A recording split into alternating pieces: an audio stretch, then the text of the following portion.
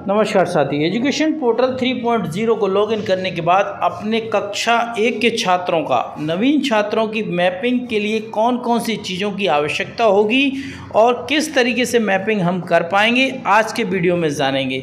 चलिए, ये आपने लॉगिन कर लिया होगा पेज। लॉगिन करने के बाद इस तरह के पेज पर आप पहुंच जाएंगे। लॉगिन करने के बाद साथियों आपको देखें लेफ़्ट साइड में हमने बताया है कि लेफ़्ट साइड में जो ग्रीन ब्लू पट्टी दी गई, ये सारे ऑप्शन इसी पे हैं। तो पहला पेज जो है वो होम पेज का है। दूसरा पर हम क्लिक करते हैं तो यहाँ पे स्टूडेंट डिक्शनरी ओपन हो जाएगी, डायरेक्टरी हो जाएगी। यहाँ पर सारे स्टूडेंट के काम इसी में होंगे।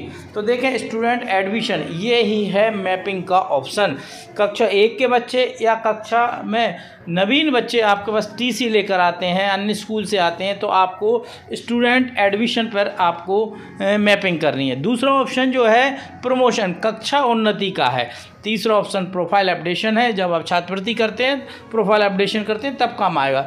तो हम स्टूडेंट एडमिशन पर क्लिक करते हैं। जैसे हम स्टूडेंट एडमिशन पर क्लिक करते हैं तो साथियों एक पेज ओपन होता है जिसमें देखें पहले क्या क्या जानकारी है स्टूडेंट एडमिशन के संदर्भ में है।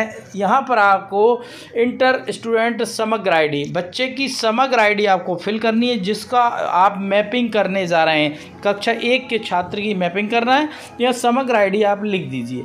यहाँ हम समग्र आईडी टाइप कर देते हैं। ये हमने समग्र आईडी टाइप कर दी है और इसके बाद आप देखें सर्च का ऑप्शन दिया गया है और क्लियर लिखा हुआ है। यदि समग्र आईडी गलत हो जाती है तो आप क्लियर करके दोबारा से लिख सकते हैं। तो सर्च पर आप जैसे क्लिक करेंगे तो समग्र आईडी में दर्ज जानकारी यहाँ पर प्रदर्शित होगी। ये देखें जैसे ही हमने सर्च पर ऑप्शन पर क्लिक किया तो यहाँ पर पूरी डिटेल उस समग्र आईडी जिसकी भी है उसकी डिटेल आ जाएगी। देखें यहाँ पर बच्चे का नाम आ गया, हिंदी में भी है, धन सिंह पारदी, अंग्रेजी में भी लिखा हुआ है। इसके बाद ये बॉय है या गर्ल है। और जितने भी साथियों एक बात और बता दें, महत्वपूर्ण बात है कि जिन बिंदुओं के आगे स्टार लगा हुआ है, रेड कलर का स्टार लगा हुआ है, ये जानकारी भरना बहुत ज़रूरी है। यदि आप इन जानकारियों में से किसी भी जानकारी को छोड़ देते हैं तो छात्र की मैपिंग नहीं हो पाएगी। ठीक है ना, ये क्लियर देखो बहुत। और इस बार की मैपिंग थोड़ी जटिल है, काफ़ी लंबा प्रोफार्मा यहाँ पर खुलता है। चलिए बिंदुवार बात करते हैं कि मैपिंग के लिए क्या क्या जानकारी चाहिए। पिता का नाम आ गया देखें साथियों। इसके बाद बॉय, अगर यदि गलती से कुछ टाइप हो गया, ये लड़की होती धन सिंह, तो हम यहाँ क्लिक करते और यहाँ पर हम गर्ल का ऑप्शन चुन लेते। जैसे ये हमने चुन लिया तो ये गर्ल हो गई। धन सिंह चूँकि लड़का है तो इसको हम बॉय ही बने रहने दें। मतलब आप सिलेक्ट कर सकते हैं यदि गलती से उसमें ऑप्शन आता है। इसके बाद यहाँ पर देखें डेट ऑफ बर्थ, यहाँ पर आपको डेट ऑफ बर्थ लिखनी है बच्चे की। यहाँ पर बगल में ये कैलेंडर बना हुआ, इस पर आप क्लिक करेंगे तो यहाँ से कैलेंडर ओपन हो जाता है और जो भी इसकी डेट ऑफ बर्थ यहाँ पे आपको फिल करनी है।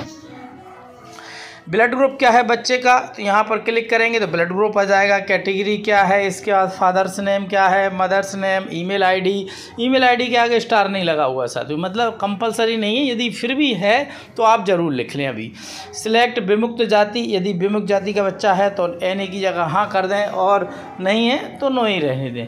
Select residence type, BPL card धारी हैं कि नहीं। इसके बाद एड्रेस के बारे में डिटेल आएगी, मध्य प्रदेश, ग्वालियर से हैं, कहाँ से हैं, ये पूरी जानकारी यहाँ पर आ जाएगी, है ना। विलेज है, जो भी जानकारी है यहाँ पर आप भर सकते हैं। इसके बाद फैमिली अदर इन्फॉर्मेशन आ गई, ये पूरी डिटेल। तो ये पूरी जानकारी आपको भरना पड़ेगी और उसके बाद छात्र की मैपिंग हो पाएगी। इसमें एक और महत्वपूर्ण कठिनाई आएगी, वो हम आपको बताएंगे। देखें प्रीवियस एकेडमिक ईयर इन्फॉर्मेशन भी यहाँ पर आ रही है कि पिछली बार किस क्लास में बच्चा था। यदि मान लो कक्षा 6 में बच्चा आपके पास आया है तो यहाँ पर कक्षा 5 की जानकारी प्रदर्शित होगी। प्रीवियस मतलब पिछले साल की जानकारी यहाँ पर होगी। करंट एकेडमिक ईयर इन्फॉर्मेशन आ जाएगी, जिसमें भी आप करंट स्कूल में जा रहे हैं उसकी इन्फॉर्मेशन यहाँ आपको दिखेगी। ये पूरी डिटेल आने के बाद देखें साथियों यहाँ पर कुछ डॉक्यूमेंट्स भी अपलोड करने को कहा गया है। तो कौन कौन से डॉक्यूमेंट्स अपलोड होंगे देखें। अपलोड कास्ट सर्टिफिकेट, तो ओबीसी SC ST के छात्र है तो उसका जाति प्रमाण पत्र आपको यहाँ पर अपलोड करना है। चूज़ फाइल पर जैसे ही क्लिक करेंगे तो आप गैलरी में पहुँच जाएंगे। गैलरी में जहाँ भी आपने इसकी फ़ोटो खींच रखी है यहाँ उसको सिलेक्ट करेंगे और अपलोड कर देंगे। ठीक है। और इसके बाद है दूसरा अपलोड हैंडीकैप प्रोडक्ट, यदि कोई विकलांग है बच्चा तो आप विकलांग का सर्टिफिकेट यहाँ पर अपलोड करेंगे। इसमें बैंक पासबुक आपको अपलोड करनी है।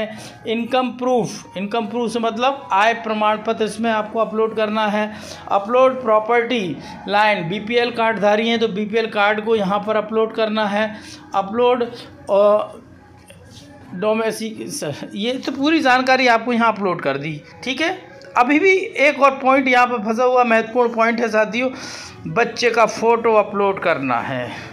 यहाँ पर बड़ी दिक्कत आती है, जब भी हम बच्चे का फ़ोटो अपलोड करते हैं तो वो साधारण तरीके से इसको नहीं लेता है, क्योंकि बच्चे की जो इमेज है वो बहुत ही केबी में मांगी जाती है। तो बच्चे को फ़ोटो, जो हम फ़ोटो खींचते हैं उसकी जो लेंथ होती है वो कभी 4 MB 6 MB और अच्छे मोबाइल आ गए हैं तो कोई 10 MB का फ़ोटो होता है। ऐसे में उस फ़ोटो को किस तरीके से आप क्रॉप करेंगे, किस तरीके से आप JPG फाइल में कन्वर्ट करेंगे, इसके लिए हम नया वीडियो बनाएंगे, क्योंकि इसी में हम बताएंगे तो बहुत बड़ा वीडियो बन जाएगा जिसमें आपको परेशानी आएगी।